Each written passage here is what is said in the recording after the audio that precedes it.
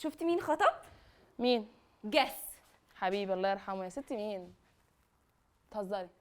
عمرو عمرو كان بيجي يقعد عندنا عشان معهوش فلوس يخرجك؟ ده كمان لما كنا بنخرج انا اللي كنت بدفع. عارفه خطب مين؟ مين؟ ملك. ملك اللي كانت نازله معاكي من يومين؟ وده جاب فلوس الشبكه منين؟ بفلوسي طبعا.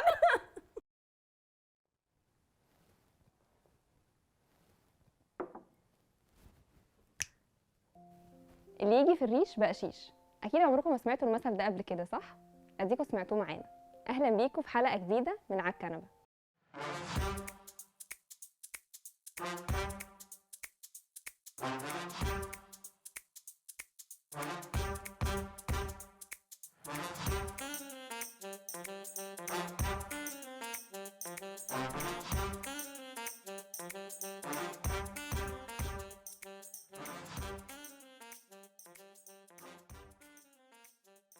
افرد يا باشا، افرد مش عارف شكلي هينام ولا ايه. افرد يا باشا. اكيد كلنا عندنا الصاحب اللي دمه خفيف قوي ويقدر يحكي لك اصعب موقف مر بيه في حياته، بس يخليك تسخسخ من الضحك وانت قاعد بتسمعه. هو ده بقى اللي ماشي بمبدأ اللي يجي في الريش بقشيش.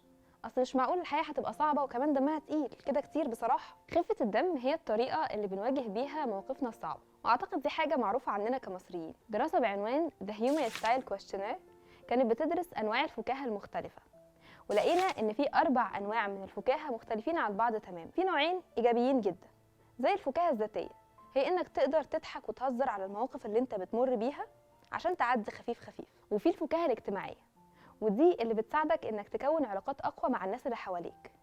في المقابل في نوعين ممكن يضروا اكتر ما يفيدوا. الفكاهه الساخره، وهي انك تبقى بتسخر من نفسك بشكل مؤذي. والفكاهه العدوانيه هي انك تبقى دايما بتقلل وبتتريق على اللي حواليك. جيمس هالمان بيقول في كتابه The Soul's Code ان خفه الدم مش بس وسيله للهروب من الضغط، هي كمان طريقه انك تفهم نفسك وتعرف اكتر عن غيرك. في بعض الحالات الهزار بيكون وسيله اننا نطلع حاجات مكبوته جوانا وبيبقى صعب علينا اننا نقولها بشكل مباشر، وده اللي قاله فرويد في كتابه Jokes and the Relation to the Unconscious. قال ان الهزار ممكن يكون وسيله ان انت تعبر عن مشاعر مكبوته جواك بس بطريقه غير مباشره، لان طبعا بيكون صعب عليك انك تقولها دايركت. وبنشوف ده في وضوح في حاجه زي الستاند اب كوميدي. ناس كتير بتلجأ له علشان يعبروا عن مشاكلهم اليوميه او عن مواقف صعبه هم مروا بيها، بس بيبقوا عايزين يعبروا عنها بطريقه خفيفه تضحك الجمهور وفي نفس الوقت يخففوا هم عن همومهم شويه. فبنلاقي ستاند اب كوميديان زي احمد عصام بيتكلم عن التنمر والحاجات اللي هو اتعرض لها وهو صغير في المدرسه اللي سببت له انكزايتي مكمله معاه لغايه النهارده.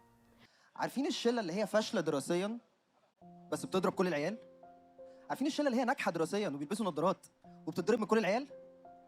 انا الشلتين دول اتفقوا يضربوني انا. ونلاقي وليد المغازي بيتكلم عن المواقف المحرجه اللي هو دايما بيتحط فيها بسبب لدغته. لقيت اغنيه ما فيهاش حرف ليه خالص، اغنيه بحلم بيك انا بحلم بيك وباشواقي مستنيك وان ما سالتش فيا يبقى كفايه عليا عشت ليالي هنيه بحلم بيك.